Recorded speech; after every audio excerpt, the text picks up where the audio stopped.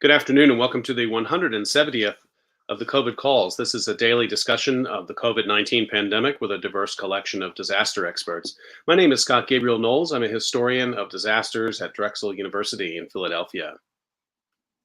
Today we have a discussion of the digital divide, the tech industry, and COVID 19 with Roger Ching. Just a reminder, you can catch COVID Calls live every weekday at 5 p.m. Eastern Time on YouTube. Just go to the COVID Calls YouTube channel to watch. You can also watch COVID Calls on Facebook Live and on Periscope. You can hear COVID Calls anytime recorded as podcasts on Spotify, iTunes, Podbean, or anywhere you get podcasts. You can also keep up with COVID Calls via Twitter using the handle at US of Disaster or at COVID Calls. Please help spread the word and send suggestions for future guests and topics, and please feel free to suggest yourself as a future guest. As of today, November 16th, 2020, there are 1,321,712 deaths from COVID-19 globally, according to the Johns Hopkins University Coronavirus Resource Center. There are 11,114,151 cases in the United States. That's up from 10,675,820 cases reported on Friday, and there are now a total of 245,758 deaths reported in the United States from COVID-19. That's up from 243,387 reported on Friday. As a way to bring some humanity to the numbers, I've been reading a life story or a story of advocacy for those impacted by the pandemic in some way, and I'd like to continue that now. Headline: Colleen Stuber, creative, entrepreneurial, and a caregiver to all, dies of COVID-19.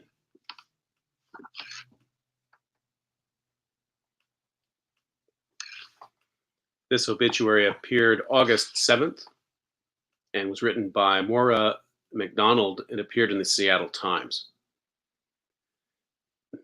Handmade beaded jewelry, barbecue-flavored meatloaf, knitted baby blankets, and bureka pastries. These were just some of the ways in which Colleen Stuber showed her love for family and friends. Throughout her life, she loved to take care of people and to share whatever she had. She was a server by nature, said her daughter, Sonia Garmanian, always ready to lend a helping hand to anyone in need. A lifelong resident of the Seattle area, Stuber was born Colleen Cola Almo in Bremerton and graduated from Bremerton High School. At the time of her April 21st death from the novel coronavirus at age 81, she was a resident of the Peters Creek Retirement and Assisted Living Community in Redmond. Stuber had lived there for 7 years, and her daughter said adored the staff and residents, considering them her second family. She was kind of the mother hen there, said Daryl Eisenhower, a friend and fellow resident at Peters Creek. She was always interested in everybody, in how they were doing, a real warm, loving person. A woman who exuded positivity, Stuber spent her life joyfully caring for her family and for the many people she met along her adventurous career path. At heart, her daughter said, Stuber was an entrepreneur. As a divorced young mother in the mid-1970s, she transformed her love of cooking into a West Seattle restaurant, Hungry Man's Cafe. She got a financial backer and did all the cooking and baking herself, said Garmanian, recalling childhood memories of twirling on the stools at the cafe counter.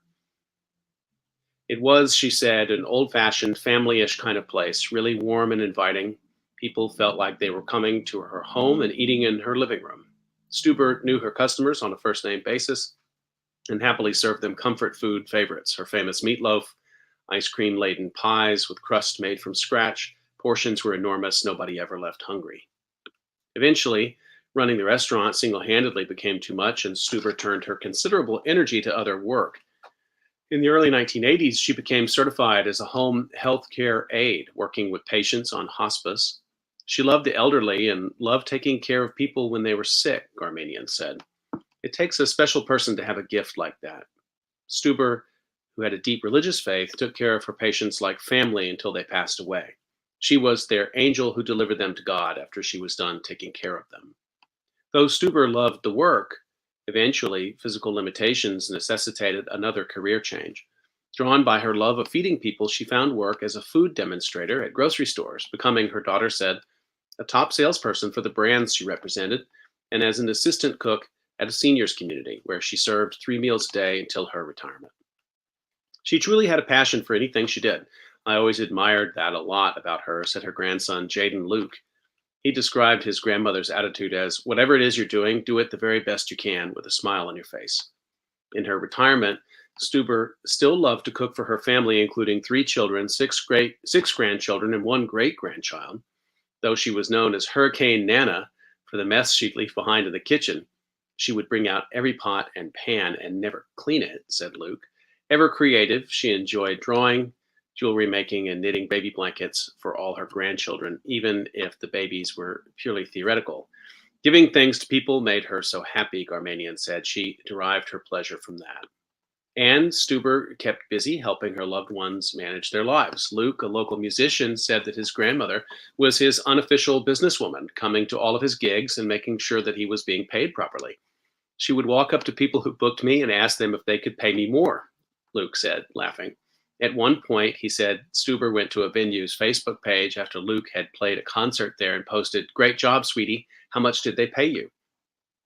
Hers was a life cut short too suddenly, Eisenhower said, sadly, that Stuber had a bucket list wish of going up in a hot air balloon, appropriate for a woman who would end conversations with, "I love you to the moon and back," and that he had hoped to do that with her later this year, but it was one filled with boundless good cheer and love. Garmanian summed up her mother's life philosophy with a lyric from an old Nat King Cole song: "The greatest thing you'll ever learn is just to love and be loved in return."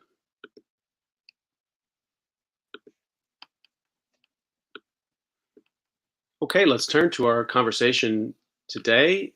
Very excited to have Roger Cheng here today. And Roger is the executive editor and head of CNET News, where he manages everything from daily breaking stories to larger investigative packages. Prior to this, he was on the telecommunications beat and wrote for Dow Jones Newswires and the Wall Street Journal for nearly a decade. Roger, thank you so much for coming on COVID Calls today. Thanks for having me. So I'd like to start the way I usually do, just to find out where you're calling in from and how the pandemic is looking there today. I'm calling in from Great Neck in Long Island. It's a suburb right outside of Queens. Things are okay, although I couldn't honestly say what it's like outside since I haven't actually been outside today. I rarely spend too much time out there. But as with other places, the number of cases have ticked up. So just being extra mindful of where I am and staying safe. How are you managing a newsroom from your office at home? I mean, I've talked to lots of journalists on COVID Calls, and I'm astounded by the work you're all doing collectively, but how do you keep up with it? Well, we've long had flexibility in terms of where our reporters can work. I have a number of reporters who had worked remotely even pre-COVID. And so, we do things that most businesses do. We coordinate over Slack. We use Zoom a lot.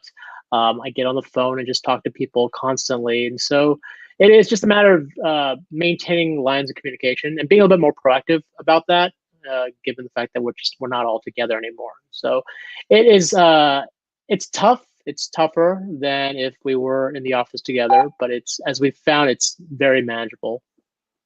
One of the things I wonder about, in your business, the development and the kind of nourishment of sources, relationships with sources, is something we tend to think it's done in person. At least initially, you meet someone in person and build some trust. I don't want you to give away all your trade secrets, but I am curious, like how do you manage to do that in the Zoom format? It's a little bit tougher. Being the role that I am, I tend to interact a lot more with my reporters than with sources. I obviously have the sources that I've built up over the last 2 decades, and so these are folks I still talk to on a regular basis. But you're right; it's a challenge. Meeting new people, establishing relationships. I've built my career, and a lot of my more senior reporters have built their careers on being able to form these relationships, usually in person, essentially charming a lot of these folks to kind of help you out down the line. And so not being able to do that is a little bit tough. Not being able to grab a drink with someone or breakfast with someone and have a casual conversation. Everything has to be very proactive, right? There's very, very little that's spontaneous. You can't run into someone, or you can't have a quick chat with someone anymore. It has to be something you put in your calendar with a Zoom link. It's all very formal now, and that takes away from some of that the kind of schmoozing element that's required for the reporting gig. But the thing of it is, we've evolved just like everyone else has. We interact a lot more on Slack, a lot more on email. Things aren't so reliant on human face-to-face communication all the time now. I was lucky enough to have Blair Levin on to talk about the digital divide a few weeks ago, and I'm really excited to have this conversation in the context of that one. I'm going to ask you a question that I asked Blair, which was just at the sort of broadest level. Can you describe how you see the digital divide issue in America today? I mean, it's been an ongoing discussion all of our adult lives. I mean, since the 1990s, certainly. And I think it had fallen out of the front pages a little bit. And yet this year it is back and we're grappling with it in so many different dimensions. Can you take me into your thinking a little bit about that issue? Yeah, you're right in that the lockdown, the pandemic, us being stuck at home has really shined a new light on the fact that so many of us lack basic broadband access. Somewhere near 18 million households don't have access to broadband internet. And I would say that it's basically shined a light on a problem that's been there for a long time, but it's gotten worse.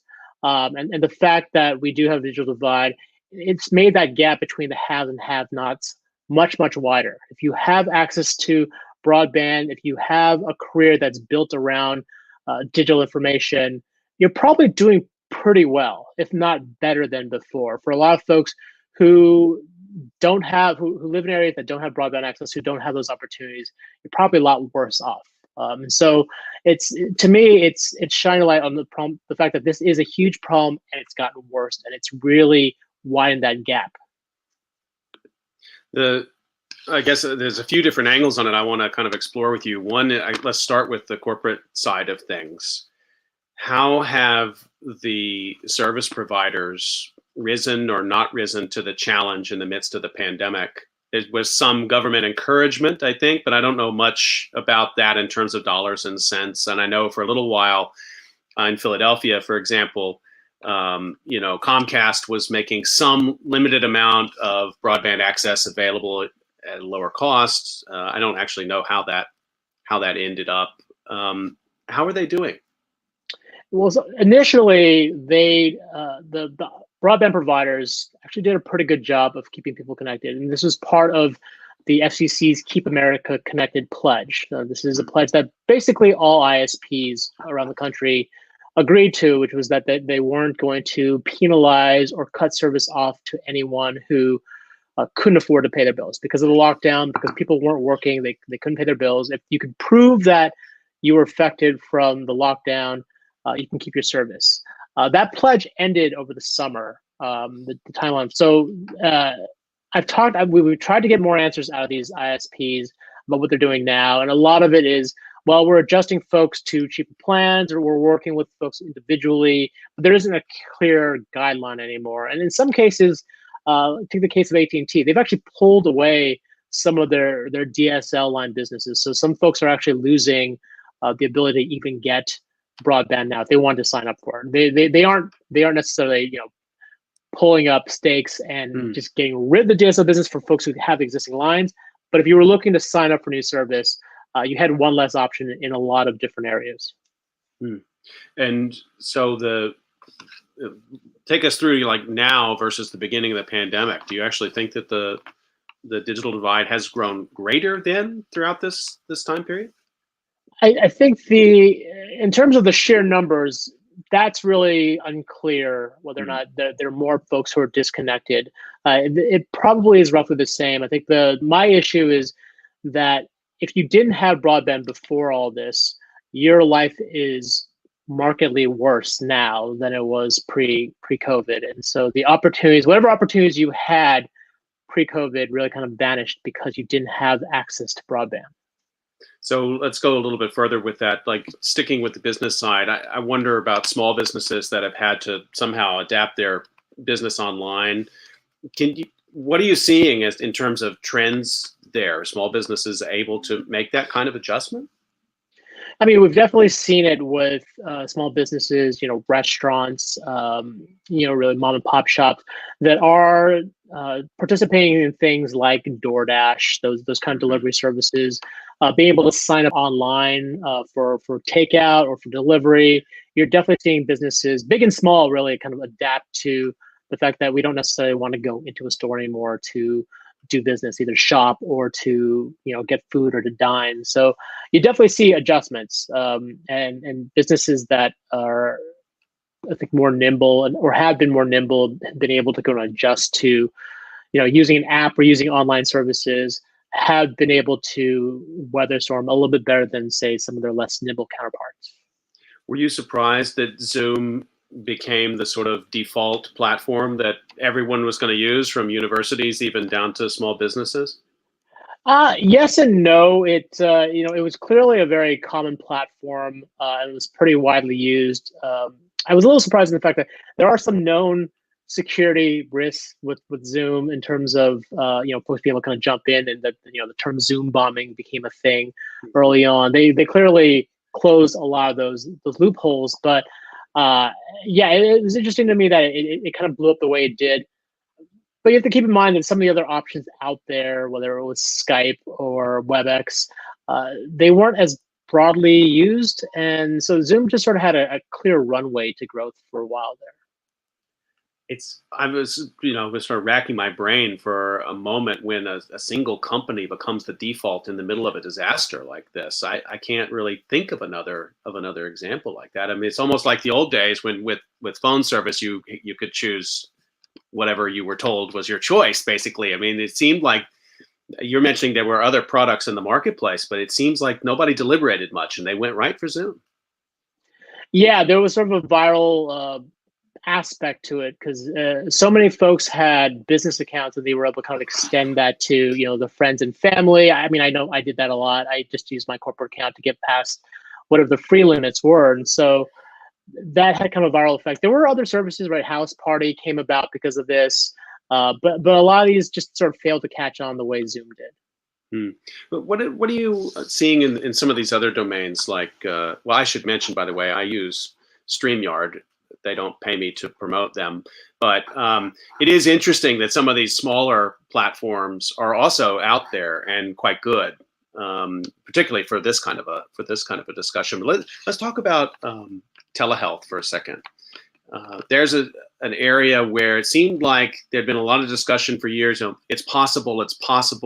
We just need an innovator to show us how it's done. And then all of a sudden, it's not an innovator that does it. It's a disaster that does it.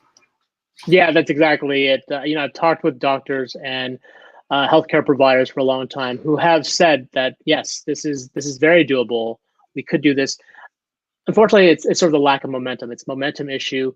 When you are set in your ways of doing things, and for the healthcare industry, it's going into the office, making your appointment. When a whole business model is built around that, it is difficult to change things. You do have to often throw in, as terrible as it sounds, something like this pandemic, a disaster that basically kickstarts a different way of thinking. And yeah, when social distancing became the priority, well, that forced a lot of these healthcare providers, these doctors' offices, to start rethinking how they deliver care. And there were, for years, I had written about or talked to folks who had, telemedicine apps, being able to do a checkup remotely via an app. Tons of these startups trying and failing, really, to put these out there and make this a broader thing. And I know these services are kind of out there, but they're just, folks aren't even aware of it. I think the fact that this social distancing, the pandemic sort of hit, and we were all forced to rethink how we want these services delivered to us, that really kind of was the big catalyst for really bringing telehealth to the forefront. What do you think were the holdups for that? It was that on the patient side, just not enough patients really thought that's the way you see the doctor, or was it on the other side in terms of investment of the infrastructure for the medical practice to be able to actually do it? I'm assuming there's some pretty significant investment. It's not just setting up a laptop. There's a lot of back end, I'm sure, cameras and various other things that have to be purchased and learned and maintained.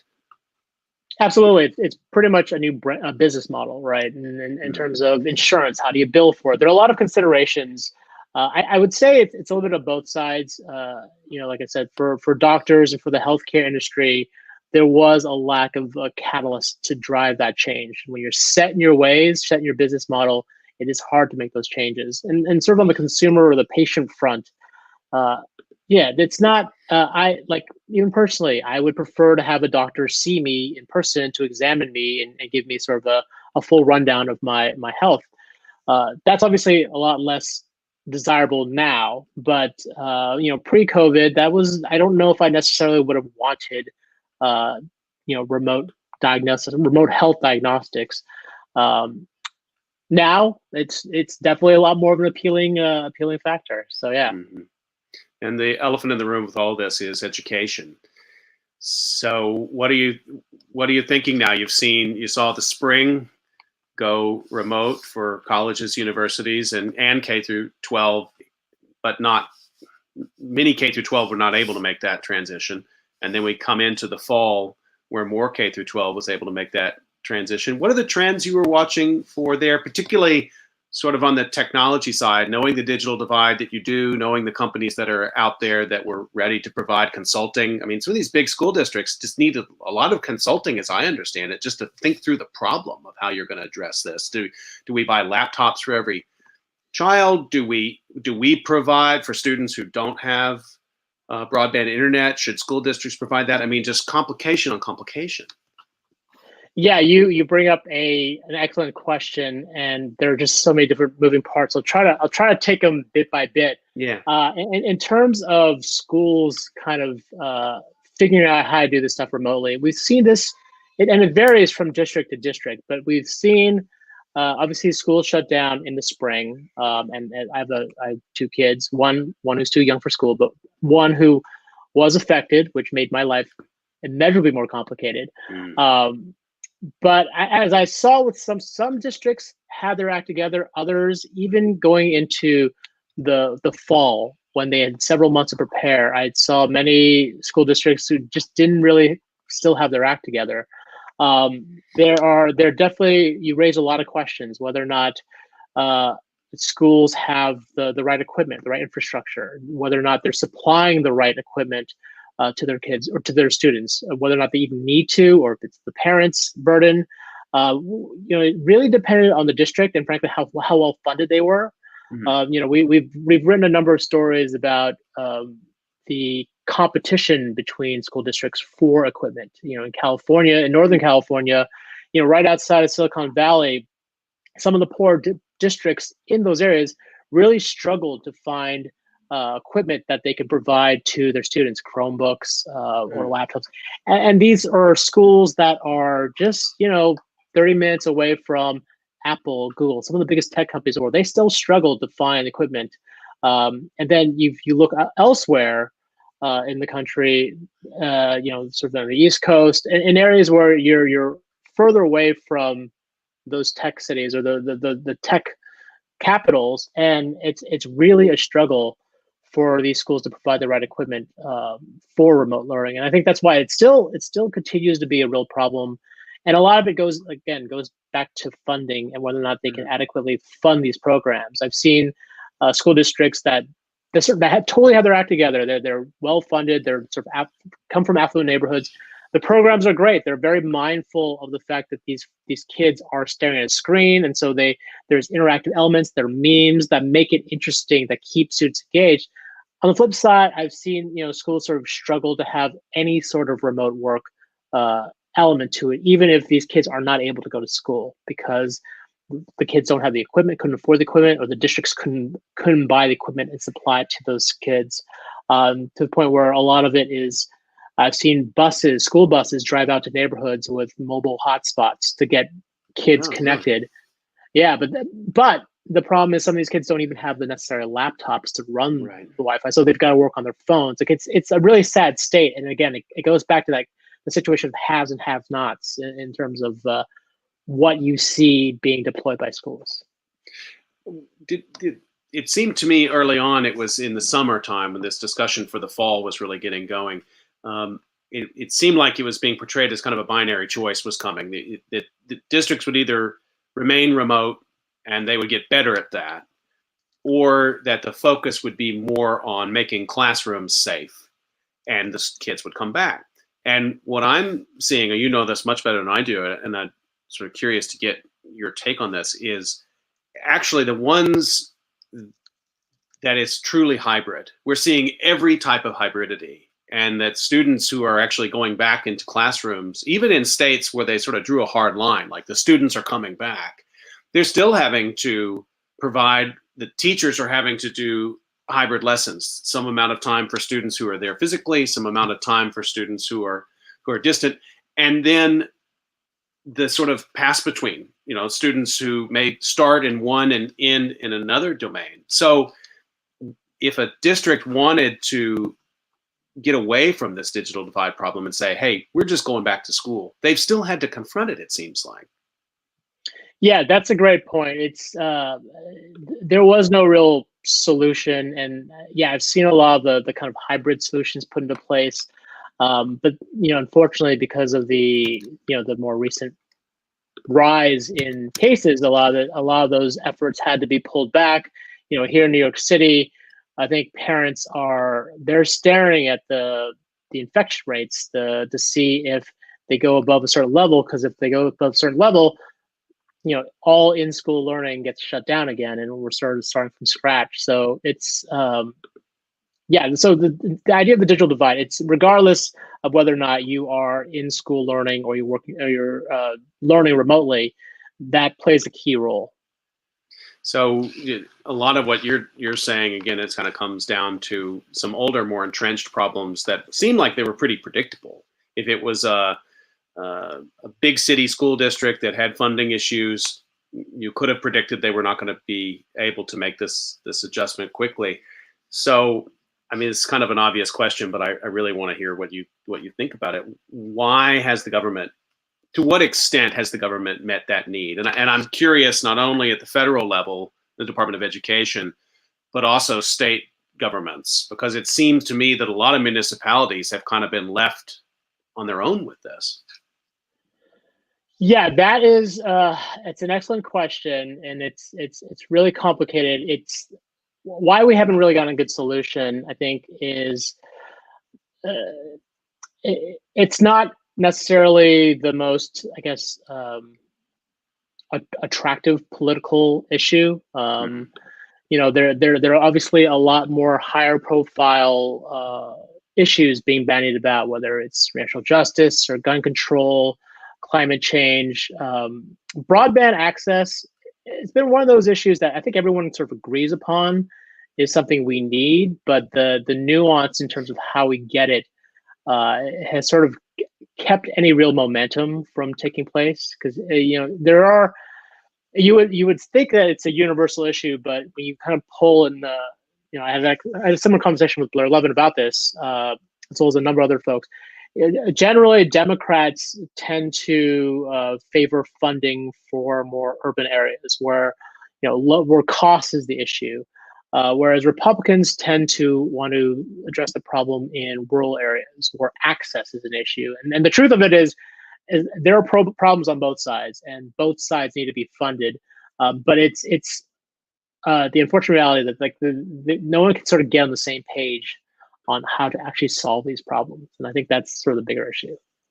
I suppose as we make a transition into a new administration and a new Secretary of Education, it strikes me that's going to be the first question that any Democrat will ask in a confirmation hearing is, what's your plan to deal with schools during the pandemic?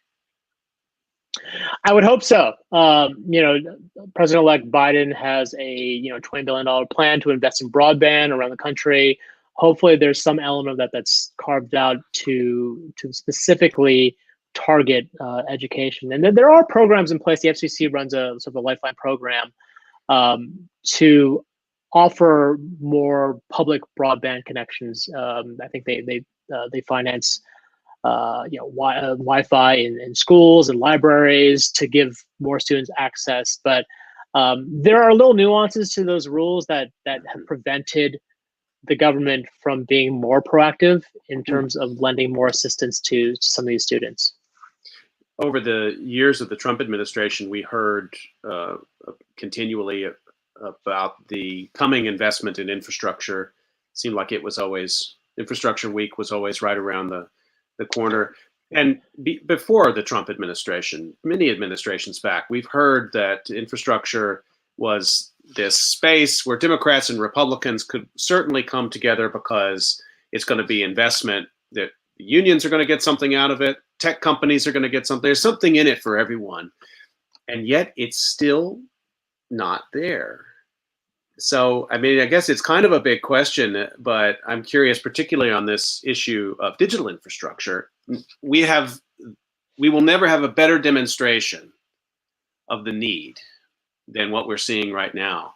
What are some of the things that are in the way from getting like a really big infrastructure package for internet done? That is a great question. I think if I had a true answer that would be applicable, I probably wouldn't be in journalism. I'd probably be in politics, or I'd be running the world. I don't know. It's a really, I mean, it's a very difficult question, figuring out why something that everyone agrees is needed hasn't been deployed, hasn't been effectively deployed.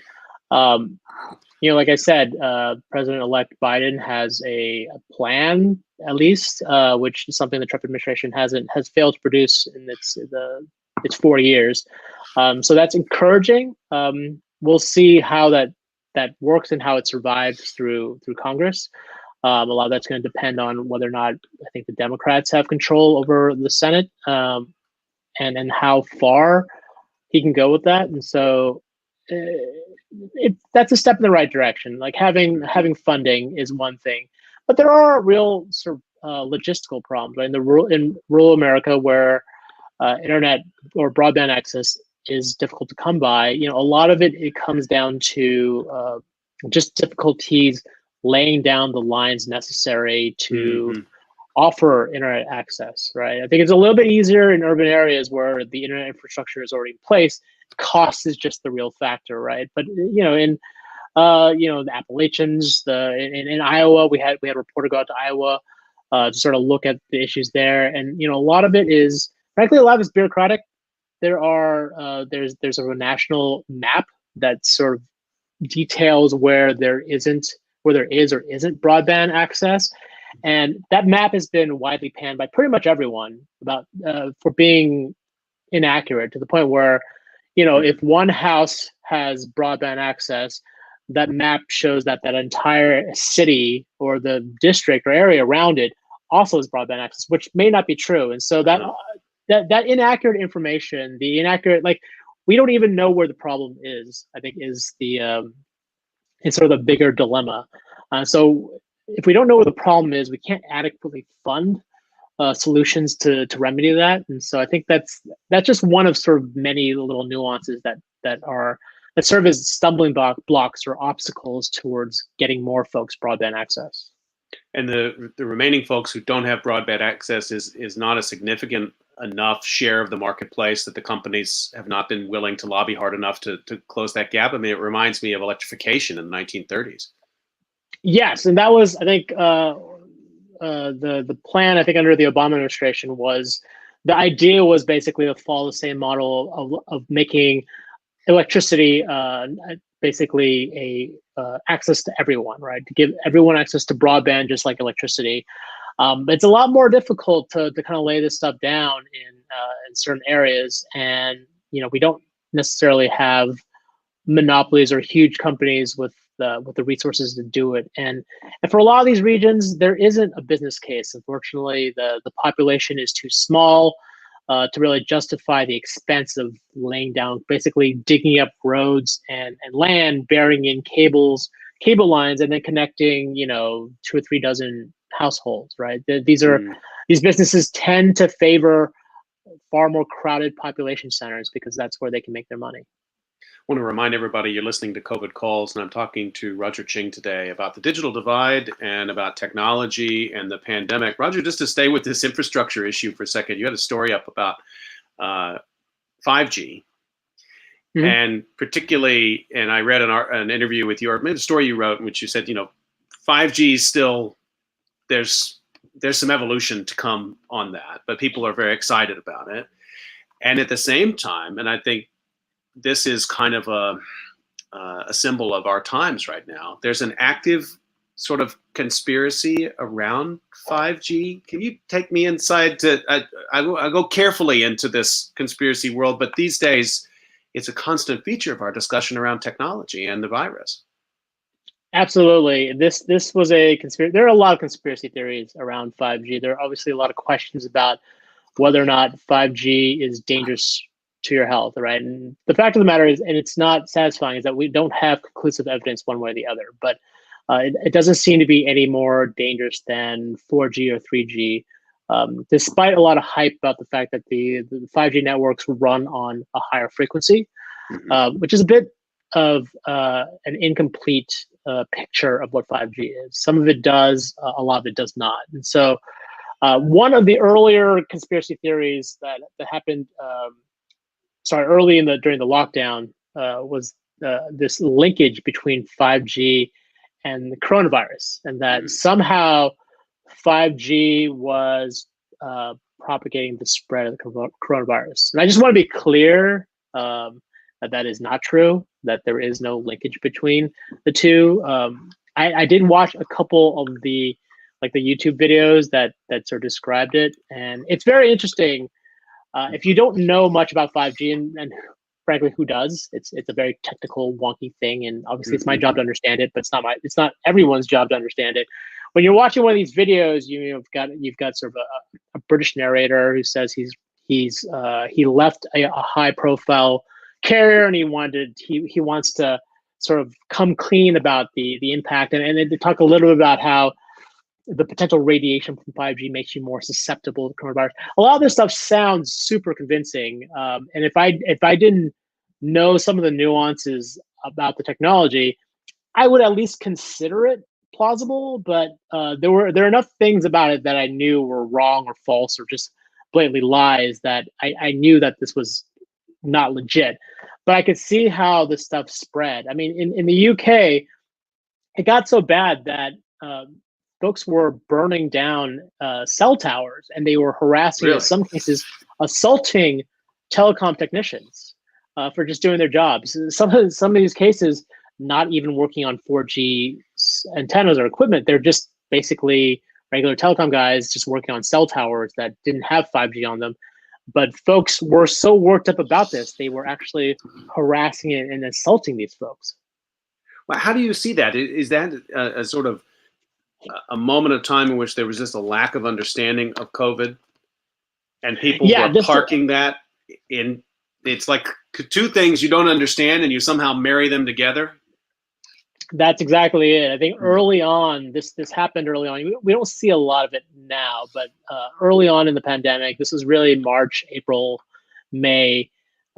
We definitely saw it, especially in the UK. There was a lot more folks who actually took action. Here in the US, I believe the FBI issued a warning for carriers to be mindful that their equipment might get sabotaged or attacked.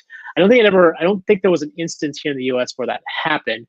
But the fact that a warning even had to be issued, that it was a credible enough threat that folks would take action to just damage or destroy a 5G tower because they were worried about coronavirus, sort of speaks to just how that misinformation was able to proliferate mostly on the internet.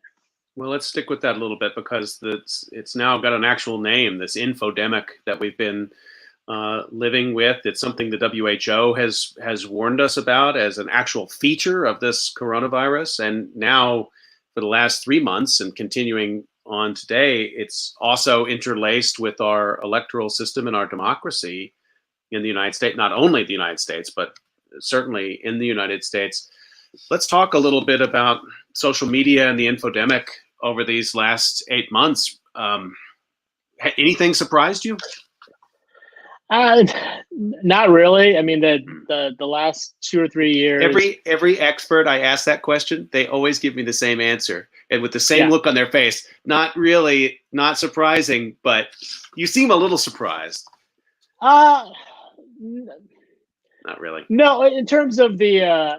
I would say with the 5G coronavirus conspiracy theory, the way that spread, I guess when I saw some of folks that I've interacted with, friends or acquaintances, when I see them posting those stories on social media, that does surprise me a bit. But in terms of sort of the broader idea of misinformation being carried by social media, no, that's not surprising. We've dealt with this.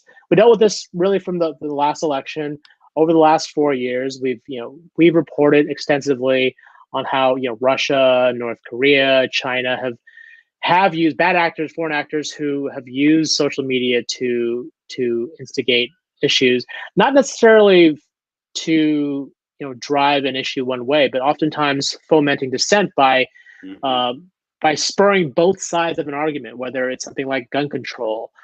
You'll have folks who are both supporting anti-gun supporters and gun control supporter and gun supporters at the same time. And really, the idea there is to foment dissent and chaos. Doesn't matter what the point is or what the issue is or what the perspective is from a personal level. It's just getting people worked up and angry. So that model was in place and well understood by people who want to stir up social dissent before the pandemic hit? Yeah, absolutely. That was well in place. You saw companies like Facebook over the last year and a half really talk about cutting some of the spread of misinformation, and one of the ways they did it was to encourage folks to focus more on groups, private groups, as opposed to getting all their information from news feeds. But unfortunately, the side effect of joining private groups is those groups become an echo chamber for misinformation. We profiled, we uncovered one group that was titled Justice for George Floyd, which you think would be something related to racial justice. It turned out to be basically a haven for racist and just racist dialogue, and that's what we found. And these are a lot harder for the social networks to stop and to stamp out than just your regular run-of-the-mill misinformation found on a news feed. And so they're in trying to solve that problem of the news feed, Facebook in particular inadvertently created a whole different problem with folks basically hiding in their own tiny private echo chambers. Well, tell us a little bit about the scale of this issue. If you're Facebook or Twitter and you sort of say, as they have this year, okay, we're going to actually work hard to try to give the consumer resources here so that they don't get misled, particularly in the context of a virus. What's the scale? What's the sort of labor scale of them trying to actually do that? Do you have a sense of that? It's obviously it's billions upon billions of posts. The scale is to the point where Facebook in particular has a huge staff of human vetters who go around and stamp out misinformation or label it. But that is a drop in the bucket. And they often talk about artificial intelligence and using AI to be a bit more predictive and proactive about stamping out misinformation. But that's where oftentimes they get stuff wrong, right? They'll censor the wrong information, or they'll miss things because AI is still learning, it's still kind of evolving. So, but it's a massive problem. Both Facebook in particular, Twitter as well, but Facebook, because of just the billions upon billions of daily users on that platform, it's a really tough problem to grapple with. And in the last, I'm not sure exactly what date this happened, but Twitter started putting up warnings, basically misinformation warnings on the tweets of the president of the United States, not only him. And that is, I guess for many people, that's too long, that took way too long to happen. An act like that makes me wonder if we aren't headed invariably towards greater government regulation. And yet there's been a lot of reticence for government to get into the regulatory space on, First Amendment grounds, I suppose, and also the powerful sort of market position of the tech industry. I don't have a really well-formed question here, except just to sort of get your thoughts a little bit on the possibility. Again, we've seen two different aspects of this year: the COVID 19 infodemic and the election infodemic. It seems like we have all the evidence we need that in a thriving democracy, there still should be greater oversight to make sure people aren't fed lies. Absolutely. There is no question that there will be regulations for these tech companies. They're basically facing criticisms from both sides of the aisle. Right? Democrats have raked these companies over the coal for allowing misinformation to be spread, sometimes from our president, without doing anything, and really until recently, without doing anything. The Republicans, on the other hand, have long contended that these companies have a bias against conservative voices, that they've censored conservative voices, and so really they're kind of facing heat from both sides. These companies have been in DC. These executives have been in DC multiple times. In fact, Jack Dorsey and Mark Zuckerberg will be in DC tomorrow for another Senate hearing to discuss their handling of that New York Post story that on Hunter Biden. Right. And just 2 weeks back, the social media companies were in Congress to talk about Section 230, which is this clause that essentially gives these companies immunity, legal immunity, for anything that's posted on their platform.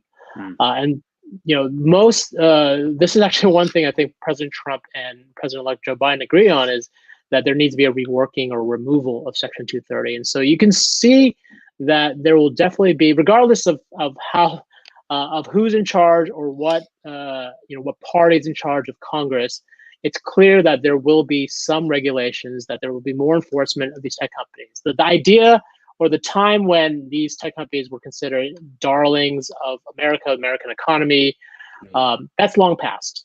That's long gone. Folks are a lot more skeptical. They're a lot more aware of how their personal information is being exploited by these companies.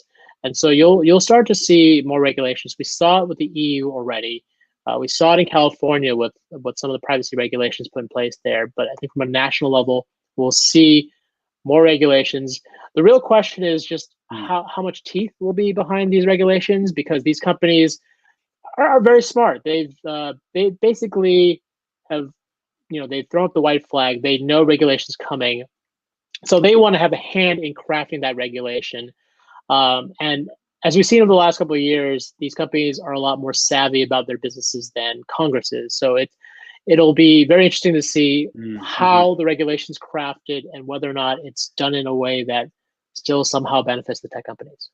Something really interesting in the way you framed that too is that it seems like it's still sort of personal privacy issues that legislators are reacting to, so my sense would be, we have all the evidence we need in this last 9 months that social media can be a tremendous resource to society, particularly a social resource, like truly what it was meant to be, like a social resource in a time in which we're all distant, but also a really dangerous source of spreading conspiracy that has real life and death impacts in the public health space. That would be sort of my case.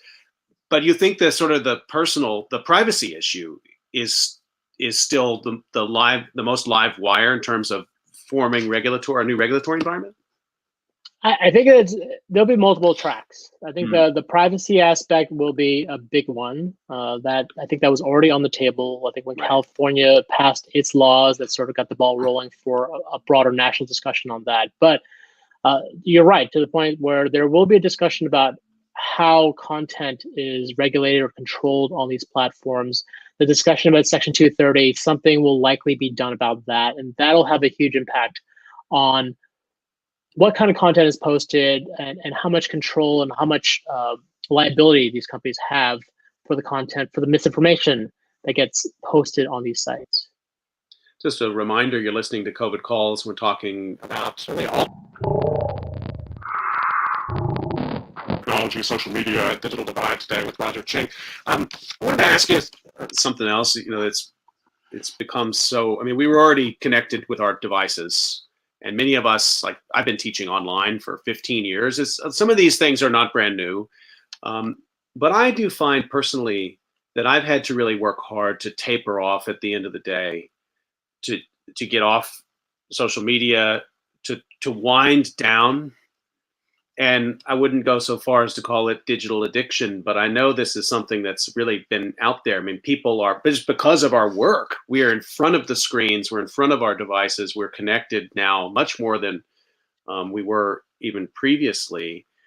And it's something that I myself and friends and family have talked about, like how do you just draw those boundaries and barriers? You're seeing that out there in the society more generally, and that term addiction is a strong one in this context. But I mean, people suffering personal health effects from being online too much in the pandemic. I would say that addiction is probably not too strong a word. I think for a lot of folks that there is a legit addiction. I've been writing about this, long before the pandemic. For years, we've been talking about our digital addiction and the need, oftentimes, for a digital detox. There was one incident that I remember. I was actually having surgery on my arm to remove something, and I was awake. It was fine. It was a minor thing. It wasn't like health. It didn't really threaten my health. But there was enough anesthesia on my arm that I couldn't really feel anything. And I asked the doctor, "Hey, can I check my phone?"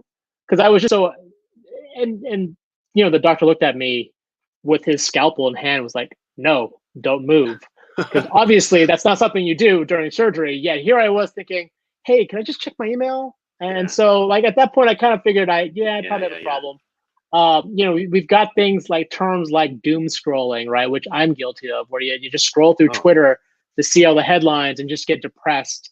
And that, I think that is a good sort of illustration of the problem, because there are folks who, we know this is bad. We know scrolling through social media and looking at the negative headlines that are out there all the time is bad for you, but you can't stop. And so it's definitely a real issue. I mean, I've definitely advised folks to, take time off, disconnect for long stretches. It's a lot more difficult now in this environment because a lot of us are working from home, and that blurring of the lines between work and life really does make things a lot more difficult to kind of put the phone down. I mean, I'm still, frankly, as I'm feeding my baby, I'm still one hand with the spoon and food, the other hand is on my phone looking at my emails because they're buzzing nonstop. So it's definitely a problem, and I think the pandemic has made things a lot worse for folks. It certainly has, because one could cite very good reasons to literally never disconnect. I mean, and you read these stories about families who, they've got every room in the house. Somebody's either doing classwork or they're working, and they're texting each other within their own house. But I mean, we're in this sort of constant communication, mediated communication environment these days. And I guess I wonder, is there good evidence? I'm sure people are studying this right now, that our brains were already being rewired for the sort of the jolt that we get from those, that constant source of information coming in. I can only imagine that it's been greatly amplified in this time.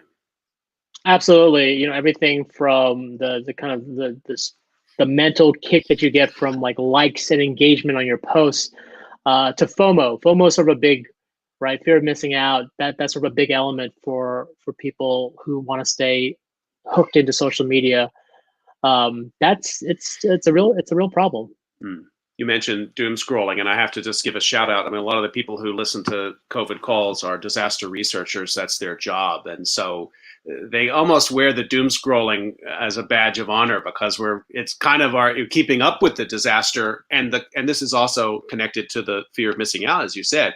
If you're following the pandemic literally in real time, it is a news story which is global, national, and hyperlocal, literally evolving 24/7. So if you look away from it for a day, you miss a lot.